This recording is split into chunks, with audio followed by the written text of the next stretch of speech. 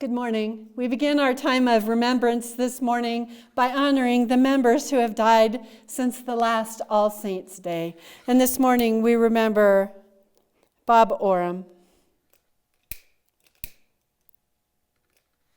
And we remember Keith Meagher. And we remember Glen Dobbs. Keith Meagher died at the age of 80 years old on April 18th, 2020, and there has been a hole in our hearts ever since. Keith was one of the most gentle persons ever to walk the earth, and it was evident in the way he lived his life, the way he treated others, and the difference he made in the world and in his community. Community. That was the first word that I thought of when I thought of Keith. And when I called Peg and asked her to sum up Keith, the first word she used was community. My guess is that you would say community also. Keith loved being a part of this church community, even though Keith was a Buddhist. He loved Sundays when the community would gather together. And he loved his friendships with the men's group. And he loved being a part of the social justice groups. Love, love, love. That is Keith. He was love. And Keith is a man who thirsted for knowledge and worked hard to satisfy that thirst.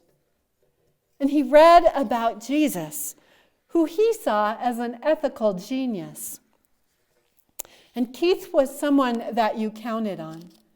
If you were friends with Keith, you knew that he was in your corner.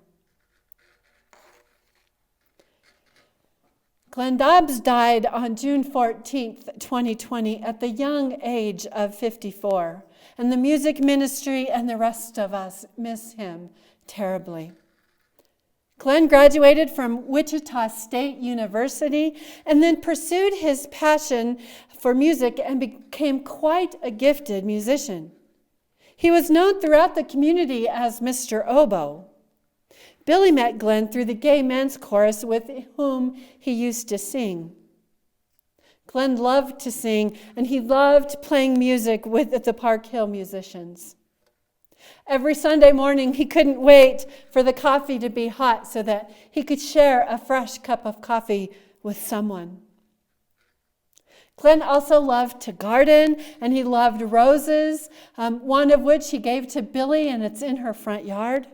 And in this picture, you can see Glen with his award-winning irises.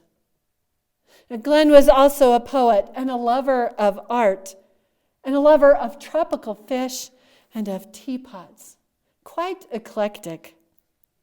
And Glen loved his mom, Jan, who brought him to church every Sunday.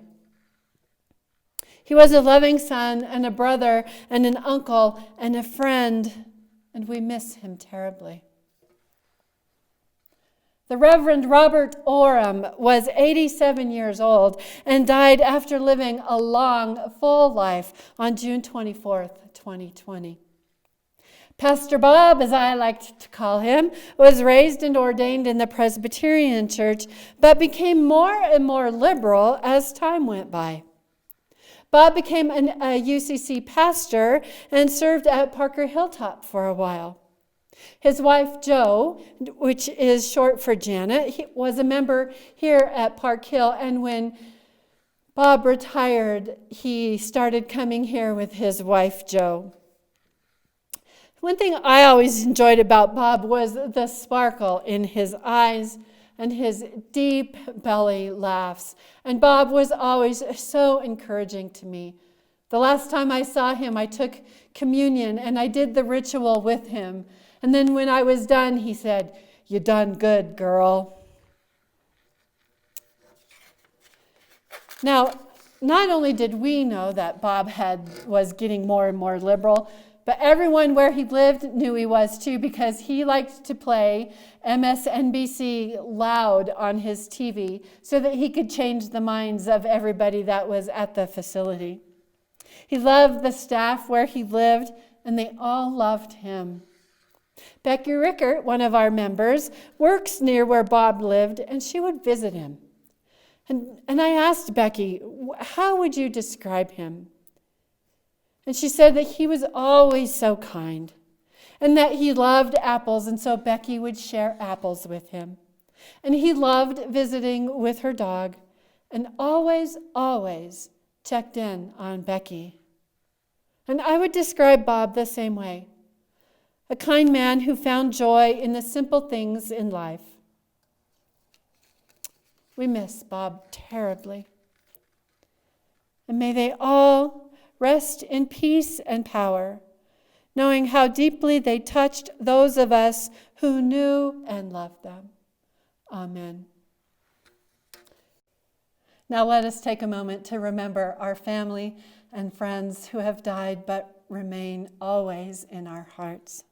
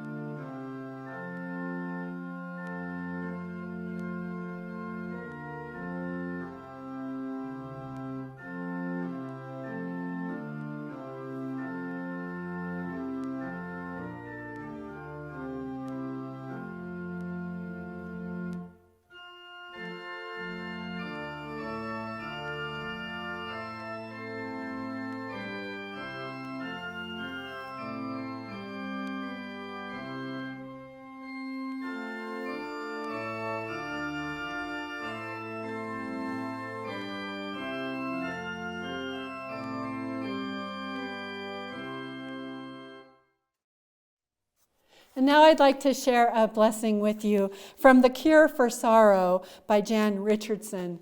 This book was written after her husband died. They had not been married for 4 years when he died, and she wrote this deep in her grief.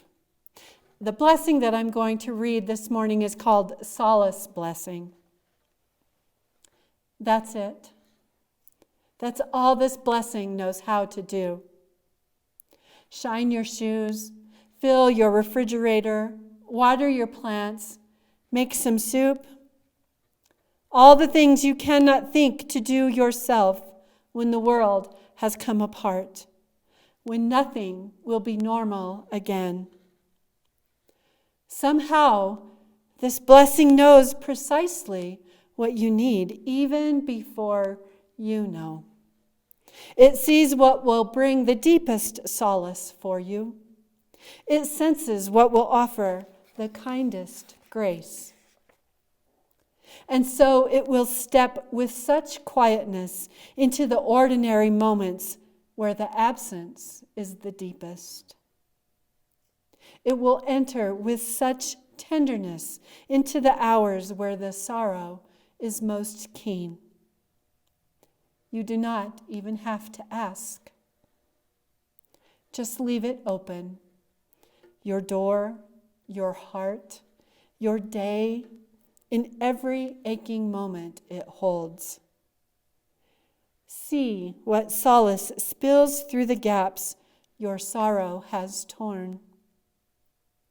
And see what comfort comes to visit, holding out its gifts in each compassionate hand. Amen.